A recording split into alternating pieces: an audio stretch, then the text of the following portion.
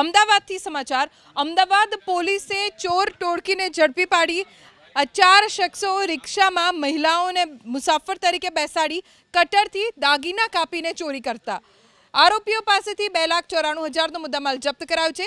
એક આરોપી રિક્ષા ચલાવતો જ્યારે બાકીના આરોપી મુસાફરના સ્વાંગમાં રિક્ષામાં બેસતા। આરોપીઓ ગુનાહિત ઇતિહાસ ધરાવે છે। તેમની સામે અગાઉ પણ અડાલજ અને નવરંગપુરા પોલીસ સ્ટેશનમાં ફરિયાદ નોંધાયેલી છે। પોલીસથી બચવા આરોપીઓ રિક્ષાની નંબર પ્લેટ પર લીંબુ મરચા અને ફૂલનો હાર લગાવતા। આ લોકો પોતાની રિક્ષા ઉપર પાછળ ફૂલહાર ને લીંબુ મરચાંને લટકાવી અને તેની નંબર પ્લેટ ન દેખાય એ પ્રકારની રિક્ષા કરતા હતા અને જ્યારે પેસેન્જર આવીને બેસે ત્યારે એમની આજુબાજુ પેસેન્જર તરીકે જ બેસી જતા હતા અને પેસેન્જરને આગા પાછા કરવાની થોડી જગ્યા કરો એમ કરી અને બેધ્યાન કરીને એમને જે પહેરેલા દાગીના આ જે કંઈ વસ્તુ એ કટરથી કાપી લઈ અને ચોરી કરતા હતા।